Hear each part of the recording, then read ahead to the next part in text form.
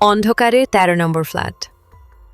কলকাতার বুকে দাঁড়িয়ে থাকা অশোক রেসিডেন্সি নামের পুরনো অ্যাপার্টমেন্টটা বাইরে থেকে সাধারণ মনে হলেও ভিতরে লুকিয়ে ছিল বহু বছরের এক ভয়ঙ্কর রহস্য। ১২ তলা বিল্ডিং, কিন্তু আশ্চর্যের বিষয় সেখানে কোনো ১৩ নম্বর ফ্ল্যাট ছিল না। ১২ এর পরে ১৪। সবাই ভাবত এটা হয়তো কুসংস্কারের জন্য, অনেক বিল্ডিংয়েই এমন হয়, কিন্তু যারা এখানে বহুদিন ধরে থাকত তারা জানত সত্যিটা অন্য কিছু। কারণ বহু বছর আগে সত্যিই সেখানে একটা ১৩ নম্বর ফ্ল্যাট ছিল, আর সেই ফ্ল্যাট থেকেই এক রাতে নিখোঁজ হয়েছিল একই পরিবারের ৫ জন মানুষ। কোনো মৃতদেহ পাওয়া যায়নি, কোনো রক্তও না, শুধু ডাইনিং টেবিলের ওপর পড়েছিল আধখাওয়া রাতের খাবার, আর দেয়ালে রক্ত দিয়ে লেখা একটা লাইন, ও দরজা খুলেছিল। তারপর থেকে ফ্ল্যাটটা সিল করে দেওয়া হয়। ধীরে ধীরে পুরো ফ্লোরটাই বদলে ফেলা হয়। লোকজনকে বলা হয় ১৩ নম্বর ফ্ল্যাট বলে কিছু ছিলই না, কিন্তু সত্যিটা মুছে যায়নি। ঋত্বিক একজন ক্রাইম জার্নালিস্ট। অদ্ভুত রহস্য আর আনসলভড কেস নিয়ে রিপোর্ট করাই তার কাজ। একদিন সে একটা পুরনো ফাইল খুঁজে পায়। ফাইলের ওপরে লেখা অশোক রেসিডেন্সি ইনসিডেন্ট ২০০১। ভেতরে ছিল কয়েকটা ঝাপসা ছবি, একটা পরিবারের ছবি, একজন বাবা, মা আর ২ মেয়ে। আরেকটা ছবিতে দেখা যাচ্ছিল একটা দরজা, দরজার উপর নম্বর ১৩। ঋত্বিক অবাক হয়ে যায়, কারণ সে নিজেই এখন অশোক রেসিডেন্সির ১২ তলায় নতুন ভাড়া এসেছে। সে দ্রুত বিল্ডিংয়ের কেয়ারটেকার মাধবের কাছে যায়। এখানে আগে ১৩ নম্বর ফ্ল্যাট ছিল? মাধবের মুখ হঠাৎ ফ্যাকাশে হয়ে গেল। কে বলেছে? পুরনো রেকর্ডে দেখলাম। মাধব কয়েক সেকেন্ড চুপ করে থেকে বলল, বাবু, পুরনো জিনিস ঘাটবেন না। কেন? মাধব নিচু গলায় বলল, সব রহস্য জানার জন্য হয় না। সেদিন রাত, ঘড়িতে ২টা ১৩। ঋত্বিক ঘুমাচ্ছিল। হঠাৎ ঠক ঠক ঠক কারো দরজায় নক করার শব্দ। সে উঠে দরজা খুলল। বাইরে কেউ নেই, ফাঁকা করিডোর। কিন্তু করিডোরের শেষ প্রান্তে একটা জিনিস দেখে তার বুক কেঁপে উঠল। দেয়ালে একটা দরজা, যেটা সে আগে কখনো দেখেনি। দরজার উপর মরিচা ধরা সংখ্যা ১৩।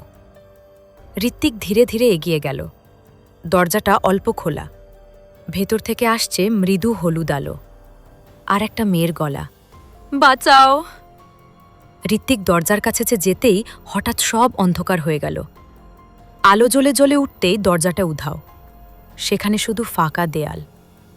পরদিন সে বিল্ডিংয়ের পুরনো বাসিন্দা মিসেস সেনের সঙ্গে কথা বলল। বৃদ্ধা প্রথমে কিছু বলতে চাইছিলেন না, কিন্তু ঋত্বিক যখন ১৩ নম্বর ফ্ল্যাটের কথা বলল, তিনি কাঁপতে শুরু করলেন। ওরা এখনো আছে। কারা? যারা সেদিন দরজা খুলেছিল। ঋত্বিক চুপ করে রইল। বৃদ্ধা ধীরে ধীরে বলতে শুরু করলেন। সালটা ২০০১। ১৩ নম্বর ফ্ল্যাটে থাকত দত্ত পরিবার। বাবা অমিত দত্ত ছিলেন ডাক্তার, তার স্ত্রী নন্দিনী আর ২ মেয়ে তৃষা আর মীরা। খুব সুখী পরিবার। কিন্তু একদিন হঠাৎ ছোট মেয়ে মীরা বলতে শুরু করে, রাতে একটা কাকু আসে। প্রথমে সবাই ভেবেছিল কাল্পনিক বন্ধু, কিন্তু মেয়েটা ধীরে ধীরে অদ্ভুত আচরণ করতে শুরু করল। সে মাঝরাতে উঠে কারো সঙ্গে কথা বলতো, দেয়ালে আঁকত অদ্ভুত চিহ্ন, আর বারবার একটা কথাই বলতো, ও বাইরে দাঁড়িয়ে আছে। তারপর এক রাতে পুরো পরিবার নিখোঁজ হয়ে যায়। শুধু পাশে ফ্ল্যাটের একজন বলেছিলেন, সেদিন রাত ২টা ১৩ তিনি একটা দরজা খোলা শব্দ শুনেছিলেন। তারপর চিৎকার। ঋত্বিক এবার কেসটা নিয়ে সিরিয়াস হয়ে গেল। সে পুরনো পুলিশ রিপোর্ট জোগাড় করল। একজন অফিসারের নোটে লেখা ছিল, ফ্ল্যাটের ভেতরে ঢোকার পর দেয়ালের ভেতর থেকে শব্দ আসছিল। আরেকটা লাইন, একজন কনস্টেবল নিখোঁজ। ঋত্বিকের হাত ঠান্ডা হয়ে গেল। ঠিক তখনই তার ফোনে একটা মেসেজ এলো, অজানা নম্বর। ওকে খুঁজে পেয়েছ? তার নিচে একটা ছবি, অন্ধকার করিডোর, আর শেষে দাঁড়িয়ে একটা ছোট মেয়ে। সেদিন রাতে ঋত্বিক ঠিক করল সে সত্যিটা জানবেই। রাত ২টার পর সে করিডোরে অপেক্ষা করতে লাগল। ২টা ১৩ বাজতেই পুরো করিডোরের লোরের লাইট একসঙ্গে নিভে গেল। তারপর থক থক থক, দেয়ালের ভেতর থেকে নক করার শব্দ। ধীরে ধীরে দেয়ালের ওপর একটা দাগ ফুটে উঠল, আর কয়েক সেকেন্ডের মধ্যে সেখানে আবার তৈরি হলো সেই দরজা। ১৩ নম্বর ফ্ল্যাট। ঋত্বিক এবার সাহস করে দরজা খুলল। ভেতরে ঢুকতেই তার শরীর ঠান্ডা হয়ে গেল। ফ্ল্যাটটা যেন সময়ের মধ্যে আটকে আছে। পুরনো সোফা, ডাইনিং টেবিলে শুকিয়ে যাওয়া খাবার, দেয়ালে রক্তের দাগ, আর ঘড়ি থেমে আছে ২টা ১৩। হঠাৎ রান্নাঘর থেকে শব্দ এলো, কেউ যেন হাঁটছে। ঋত্বিক ধীরে ধীরে এগোলো। রান্নাঘরে গিয়ে সে যা দেখল তাতে তার বুক কেঁপে উঠল। একটা ছোট মেয়ে কোনায় বসে আছে, চুলে মুখ ঢাকা। সে ফিসফিস করে বলল, ও এখনো এখানে আছে। ঋত্বিক জিজ্ঞেস করল, কে? মেয়েটা ধীরে ধীরে মাথা তুলল। তার চোখ দুটো পুরো কালো। যে দরজার ওপারে থাকে। হঠাৎ পুরো ফ্ল্যাট কাঁপতে শুরু করল। দেয়াল থেকে অদ্ভুত শব্দ আসছে, মনে হচ্ছে ভেতরে কেউ নখ দিয়ে আঁচড় কাটছে। তারপর একটা ভারী গলা ভেসে এলো, দরজা খুলে দাও। ঋত্বিক পিছিয়ে গেল। ছোট মেয়েটা চিৎকার করে উঠল, না, ওকে আসতে দিও না।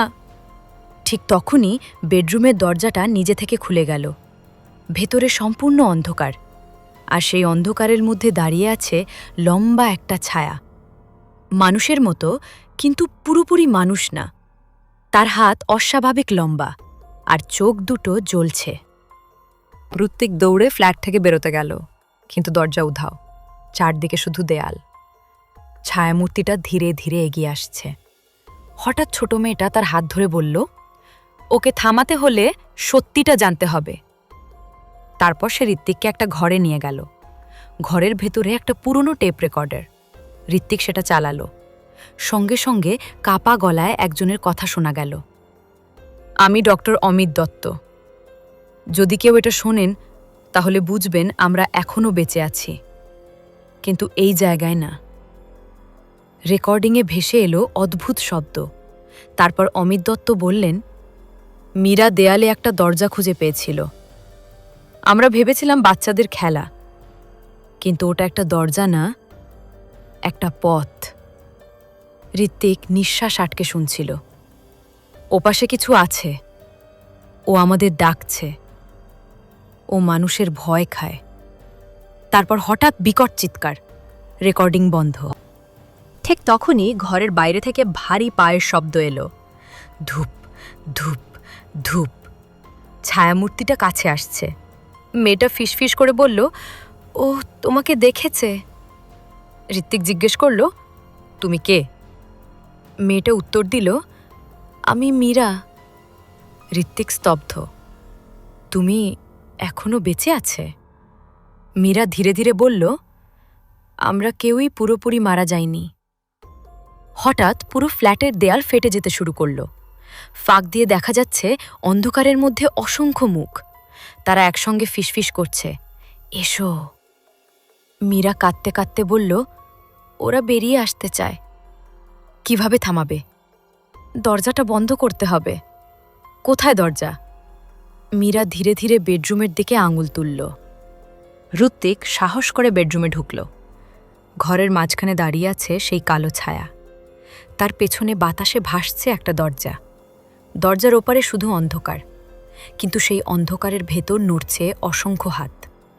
ছায়াটা বলল, তুইও আমাদের একজন হবি। তারপর ভয়ঙ্কর গতিতে ঋত্বিকের দিকে ছুটে এলো। ঋত্বিক পাশ কাটিয়ে একটা ল্যাম্প ছুঁড়ে মারল। ঘর কেঁপে উঠল। মীরা চিৎকার করল, দরজাটা বন্ধ করো। ঋত্বিক দৌড়ে গিয়ে দরজাটা ঠেলে বন্ধ করতে লাগল, কিন্তু ওপাশ থেকে কেউ সেটা খুলতে চাইছে। অসংখ্য হাত ফাঁক দিয়ে বেরিয়ে আসছে। তারপর একটা হাত ঋত্বিকের গলা চেপে ধরল। সে শ্বাস নিতে পারছে না। ঠিক তখন মীরা দৌড়ে এসে দরজার সামনে দাঁড়ালো। সে কাঁদতে কাঁদতে বলল, আমাকে নিয়ে যাও, ওকে ছেড়ে দাও। অন্ধকার থেমে গেল। তারপর ধীরে ধীরে সব হাত মীরাকে টেনে নিতে লাগল।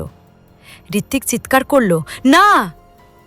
মীরা শেষবারের মতো হেসে বলল, এবার দরজাটা বন্ধ হবে। দরজাটা ধীরে ধীরে বন্ধ হয়ে গেল, আর পুরো ফ্ল্যাট কেঁপে উঠল। পরের দিন সকালে ঋত্বিককে করিডোরে অচেতন অবস্থায় পাওয়া যায়। 13 নম্বর ফ্ল্যাট আবার উধাও। পুলিশ কিছুই বিশ্বাস করল না, কিন্তু ঋত্বিক জানত সব সত্যি ছিল। সে বিল্ডিং ছেড়ে চলে গেল, ভাবল সব শেষ। কিন্তু কয়েকদিন পর রাত 2:13 তার ফোনে একটা ভিডিও আসে। ভিডিওতে দেখা যায় একটা অন্ধকার দরজা আর ভেতর থেকে মীরার কণ্ঠ। দরজাটা আবার খুলছে। আপনারা শুনছিলেন অন্ধকারে 13 নম্বর ফ্ল্যাট। গল্পটি ভালো লাগলে এটি লাইক করে দেবেন, আর চ্যানেলে নতুন হলে সাবস্ক্রাইব করে আমাদের সাথে যুক্ত থাকবেন। ফিরে আসবো আবার একটি নতুন গল্প নিয়ে। ততক্ষণ আমাদের আরও অন্য গল্পগুলি শুনতে দেখতে থাকুন এই ভিডিওগুলি।